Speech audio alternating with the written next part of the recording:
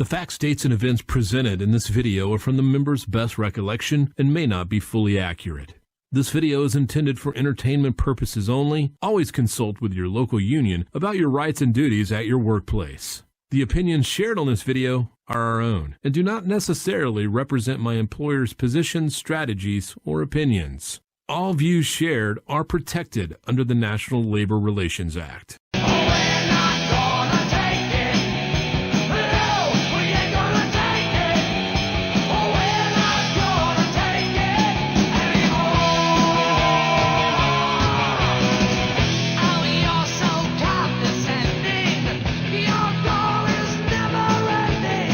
Hey, brothers and sisters, welcome to the next episode of the Biweekly Grievance. I'm your host, Dan Arlen. This week we have a special guest, Deb Gesualdo. She is the Malden Educational Association president, and we're going to talk to her about her experiences with strikes and how it correlates with the possibility of a strike for the Teamsters come August 1st. Deb, welcome to the show.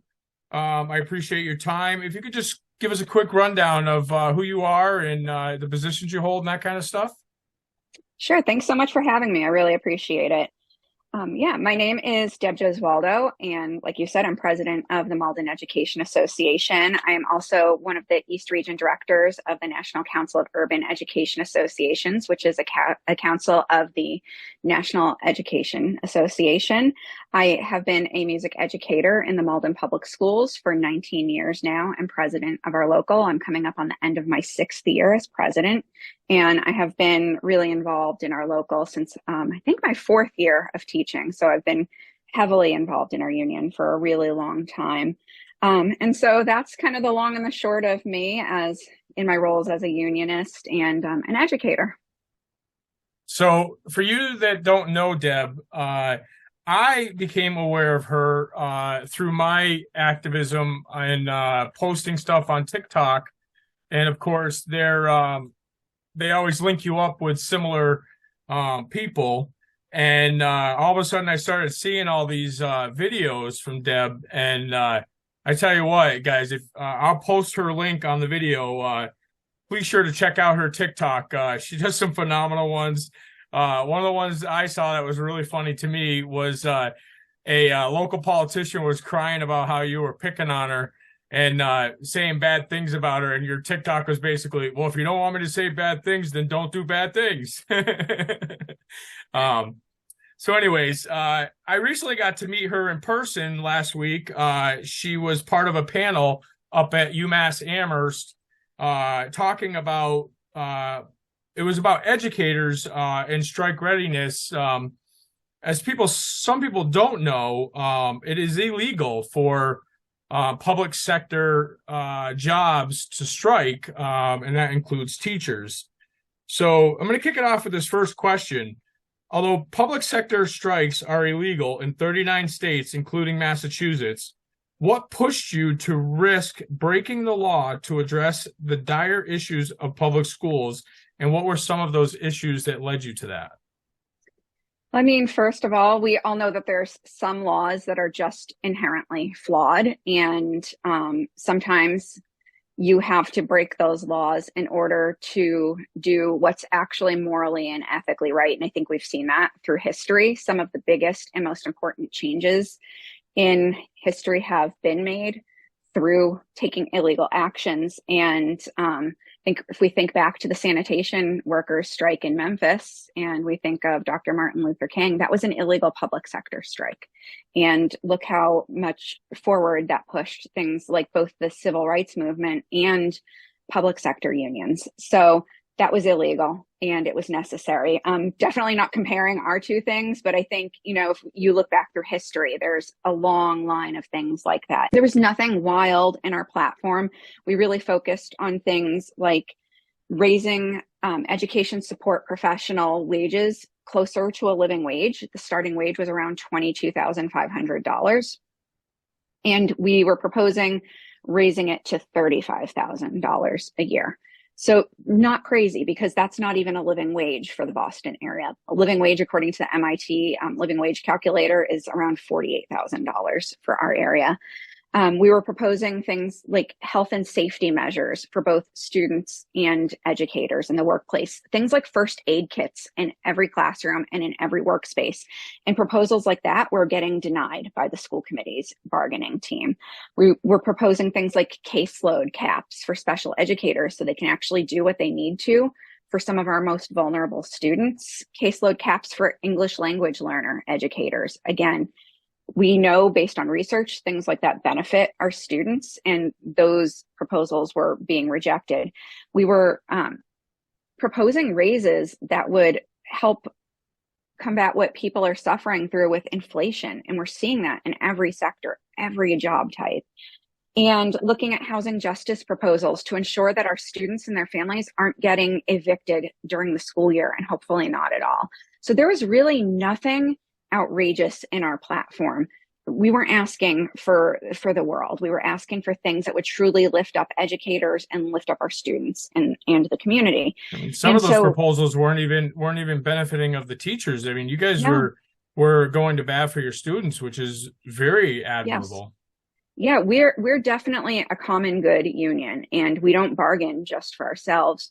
We bargain, for the good of our students and the good of our community, because we recognize that we have that collective power. And if we can harness that power, we can really lift up our community. And we know that strong contracts, regardless, whether it's a strong educator's contract or a strong contract for food service workers or whomever the job might be, we know that those contracts set the standard, and they lift everyone up, whether they're a private sector worker or a public sector worker.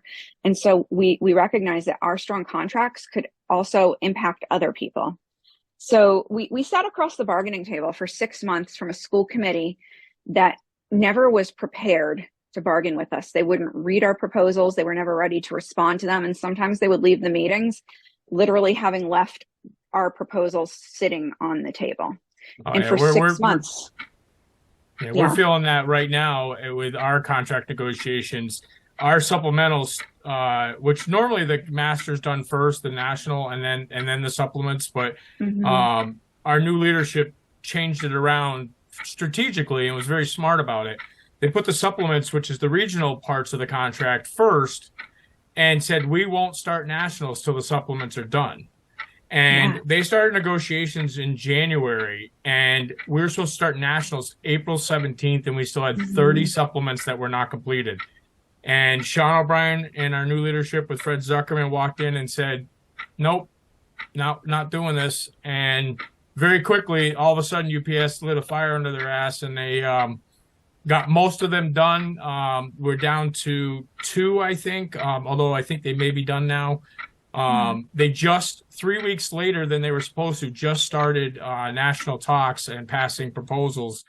And the clock is ticking very loud because we have, until August 1st, but the really negotiations need to be done 2 weeks prior in order to get a vote on it before August 1st. So UPS is really pushing the button on that. And so you guys teamed up with Haverhill. You guys were fighting about the same time, and your timelines lit up just enough to where you guys ended up teaming up. Tell me a little bit about that. Am I crazy? Am I here just leading 1,000 people to their death? Do I just have this idea on my head that we can do this? Am I making it up that this is the moment in the state of Massachusetts to do it? And then I connected with Deb, who was doing the same things, and her local was doing the same things, and asking this, maybe not those questions, but asking the questions about the strike that we were asking. And it really solidified for myself and the action team, this is a movement. We're here. We're not just going to go on strike for us. If we do this and Malden do this, we're going to change teaching in Massachusetts. And it's weird to even say that that's conversations we had, but you at some point have to acknowledge that the fight's bigger. It's a working class fight, and we all had to win it together. And so a couple of little differences. We represent the same types of workers in our unions. The only difference is that their the different units within their union, their contract expiration dates aren't synced up and ours are. So we were at the table with all three of our bargaining units together and we coalition bargain. So I love to hear how the Teamsters are doing things a little different too, and really raising up, you know, the issues that need to be raised up most urgently first. And I love to hear that, because I'm hearing all over all kinds of workers saying, hey, no more business as usual. We're going to do things the way we need to do things, because, you know, the boss isn't looking out for you all. And so I love to hear all kinds of workers doing that. So we were at the table with all three of our bargaining units. So teachers, nurses, librarians, everyone who's professionally certified. And then we also represent some, I guess, in other sectors, you would call it like middle management. So that's like assistant principals, program managers, and curriculum directors, and then education support professionals, who a lot of people call paraprofessionals. In Haverhill, only their teachers' contract was up. But their teachers unit is very, very large. But so we were synced up and we started realizing, gee, we're like on the same trajectory. Our bargaining platforms were nearly identical. And they were facing a lot of what we were facing at the bargaining table. Neither of us had a tentative agreement on a contract. So it wasn't that we had a tentative agreement that we didn't like and needed to vote down or anything like that. We had no tentative agreements after 6 months of bargaining. And both of our locals were just stuck in this toxic cycle. We were met with silence. They were met with a school committee bargaining team that was just completely disrespectful in a different way. You hear that whole thing about strength in numbers. You're stronger together, and we saw it and we felt it. And like Barry said, you know, we're two working class communities. And what we did changed lives. And you talk about it a lot, but you don't always see it. And so we started having our action teams meet together, and some people from our bargaining teams join in. And we said, you know, we think we should move forward together, because we can support each other's picket lines and different actions. And if one local settles before the other, then we can help the other local as they continue their fight. And so we made that commitment to each other's unions to see each other through the strike, because, you know, as much as you try to show your members that you're not afraid, it's scary to take such a large scale illegal action, because, you know, the first person they're going to go for is the president of the local. But you know, it's the right thing. So you go forward and you do it. Now, I didn't get a chance to really look it up. What is a possible punishment for what you guys did? I mean, it varies. And if you kind of poke around to see what's happened over the years, there hasn't been a ton of strikes in Massachusetts until recently. In the past 10 months, Brookline, Malden, Haverhill, Woburn, and have all gone on strike. Melrose took a strike vote and were able to settle before they went out on the picket line. So there's been a wave in the past 10 months or so of strikes. Before that, there hadn't been a strike, I think, since 2007, when Quincy went on a pretty lengthy strike. And actually, 2018, Dedham went on strike for a day. So the possible things that could happen, if you kind of go in the Wayback Machine, there were a couple times they arrested the executive board of the local. There's coercive fines that Superior Court levies. And they start out sometimes around $50,000 a day with $10,000 multipliers. So the next day would be like $50,000, $60,000, depending on where they started. And so they're coercive. They're meant to not quite bankrupt your local, but almost bankrupt it. Often the municipality will ask for restitution. They could take action against your teaching license. So there's all kinds of things. When they filed the Chapter 150E, Section 9A strike investigation petition, they filed it against 4 of our officers in Malden as individuals, as well as in our capacity as union representatives. One of the things you guys talked about was how the other night when I saw you was that this is a working class fight. Yes. And how you guys started realizing how your fight was a much larger fight than you Yes. had initially thought about. And Barry was quite adamant about how he talked about that. And Yes. he was a great speaker that night. And I see a lot of that happening with the Teamsters too, because you listen to Sean O'Brien when he speaks, and he doesn't talk about just the Teamsters. He talks about how the fact that the UPS contract is the single largest contract in the United States. And, not that we're, the end all be all, but we set the bar in a lot of ways for a lot of the smaller unions and for other companies, because things that we negotiate kind of set the bar and help other unions in their fights. So he's very aware of that, and he's set up a lot of correlations with the airline industry unions. She was at the TDU conference, Sarah. Sarah Nelson, Sarah Nelson. She was at the TDU conference back in October. She was a fantastic speaker, brought a lot of energy. He's worked side by side with Bernie Sanders, who has always been a big fighter for unions. So he really is setting the stage for not only the Teamsters to take this contract to a historical level, something we haven't done in 25 years, since 1997, but the fallout of that if we fail, it's going to hurt the whole union movement and not just the Teamsters. And as a result, something I haven't seen in my 23 years with UPS, the solidarity within UPS and the energy from the public, the certain politicians and other major unions, UAW, to see everybody watching this strike or possible strike happening at UPS has been eye-opening for me. And one of the other things you guys talked about that I'd like to hear a little bit about is you guys talked about how one of the strategies you took was to try to engage some of the senior people. And I think you said that there was more of a Haverhill issue than a Malden issue, but I know you could speak on it. Getting some of the senior union members who had kind of washed their hands of the union and said, you know what, I'm done with this, and got them back on board to help with the younger members and how important that is. And I'm asking you to speak on it because I feel like our 97 veterans who were on the strike line in 97 are the same kind of asset for the Teamsters. So I'll give it to you and let you give us a little on that.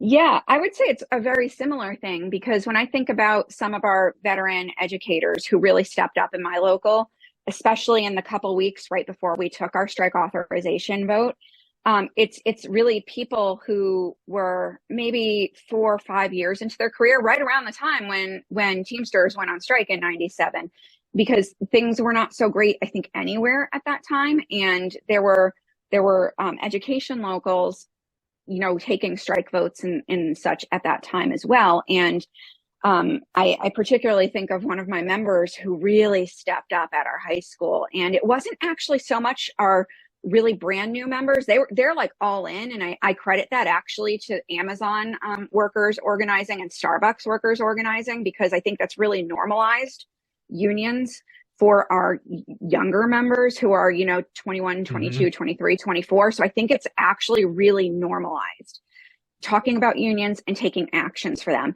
I think where we have a lot of work still to do is actually people who are in between the ages of like 30 and 40. Because I'm 41. We didn't talk a lot about unions when I was younger.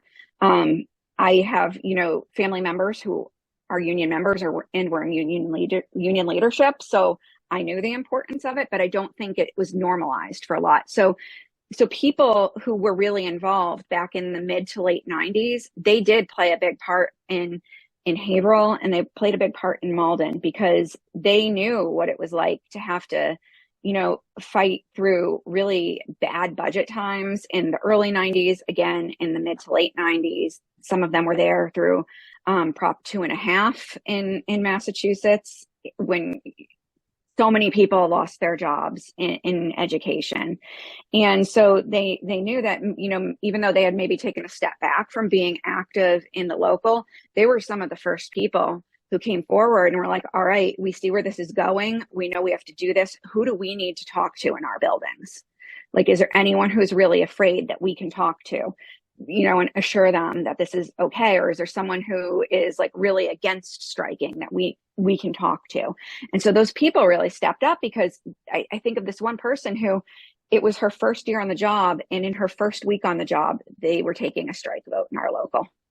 And so she was able to speak to that. And so twice in her career, she's been in that position. And that's really not typical for educators. I think we've been really passive for a long time. And those days are certainly over. We are no more business as usual, because it's not good for us as workers.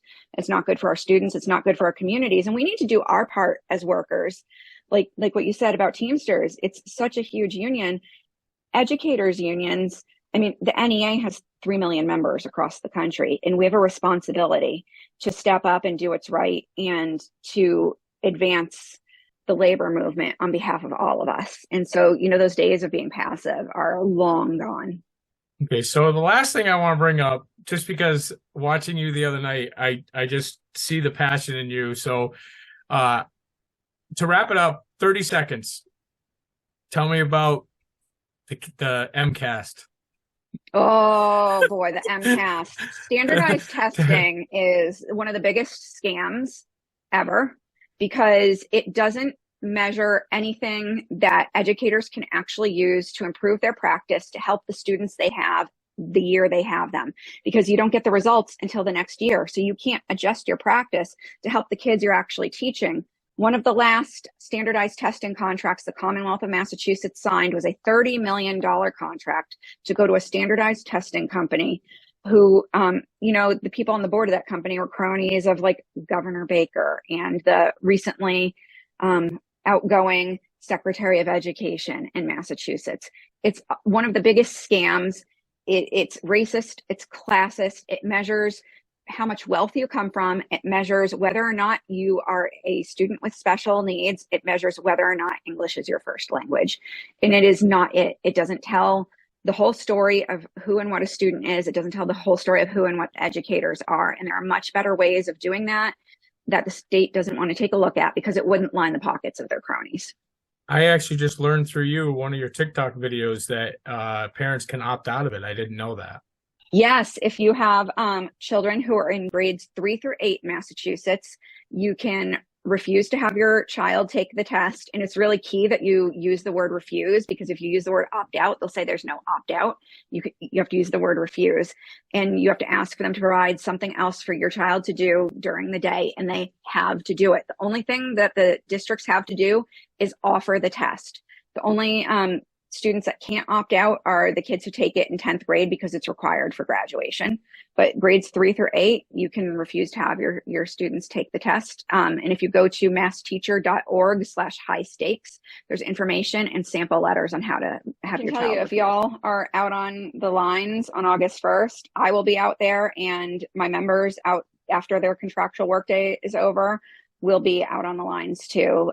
We're definitely. Well, I appreciate your time, Deb. You're a fantastic union member. Your activism is wonderful. Your passion is prevalent. And I'm glad that I was able to meet with you. Hey, brothers and sisters, that was a great episode with Deb. She's a great guest. She's very knowledgeable, very good union person and activist. Please look her up on TikTok. Nationals are underway. And there was some confusion because 2 of the supplements still aren't done. And my understanding is that it was done with the blessing of Brian Ham, Local 89, which is the Louisville Hub, and Mark Hawkins of Northern Cal. They both relayed to Sean that they, with their blessing, would like the national negotiations to go ahead and kick off. They felt like both of their supplements are moving in the right direction and felt like a tentative agreement would be coming soon.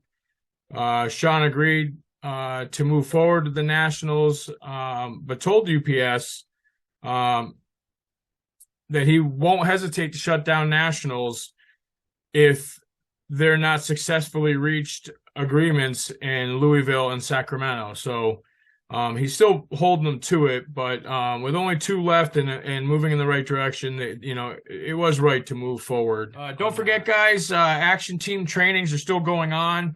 I'm not going to go through them verbally, but I'll post it on the screen. But also, don't forget, guys, you can download the UPS Teamsters app, and all of that information is there. You do have to pre-register for those trainings, and you can do it right through the UPS app. So download it. Don't forget, once you download it, when you open up the app, there's going to be a circle with an arrow. hit that first every time you go on, because it updates the app and downloads the new information. Otherwise, it could be stale information that you're looking at. Below the video in the description, I'm going to put links to the conference call that was on TDU with Fred. But just to go over quickly, Fred urged everybody to get the Teamster app. He told us that out of 30 supplements, 28 were done in 21 days, and 2 were left. They were able to stop the company's attempt at 5 out of any 7 days. So they were able to retain the 5 consecutive days on with 2 consecutive days off schedule, as UPS was trying to break up our days off. They were able to get nationwide language on overtime for the part-timers, as well as sitting arbitrators across the country in panel systems to help speed up the process there. And listening to Hector's show, the What the Heck show, on Union Power Radio, he was given some information that the Northern Cal was being held up because they did not want an arbitrator, but I wouldn't assume the company would either. So I'm not sure if that information was valid. But either way, the leaders of that area have said that things are moving in the right direction. Part-time bidding on preferred jobs. I don't know the specifics on that. That there were no concessions nationwide in any supplements. And May 8th, they were going to, which they've already started. So that's actually old information. Vinny Perone was on the call. He explained the process of a sitting arbitrator. It was a great conference call. If you missed it, I'm going to put the link for the conference call below in the description so you can get caught up on that. This week, Roswell Hub and the What the Heck show had very good shows. I'm going to put their links below. A lot of good information. We're all talking about a lot of stuff, but we're not overlapping a lot. Each show has their own information, and it's just too much for one show to cover. So, I'm going to promote those shows so that you guys can check them out, because it's very important to get as much information you can right now, and everybody's hungry for it. Also, I'm going to put in below, my show has a website. You can check it out. I'm building on it every day. It also has an email address if you want to reach out to me. If you, I want to hear from you guys. If there's a show that you would like me to do, or you would like to appear on my show to talk about something, I'm more than happy to work with you. Anyways, guys, that's another show of the Biweekly Grievance. I appreciate your time. Sorry about the last couple of weeks. 2 weeks ago, I had editing issues, so it was late getting out. And last week, for you, those of you who have been following my story, I got to go back to my bidded job of feeders in Springfield, which is unfortunately third shift, and it really kicked my butt last week. I had a hard time sleeping, and I just didn't have the energy to put together a show last week. So my apologies, but I'm going to try to get back on top of that. Here's your show as promised on Tuesday, and we'll see you next week, guys. Solidarity forever, brothers and sisters. They was just beefing. They was really just sitting here fighting.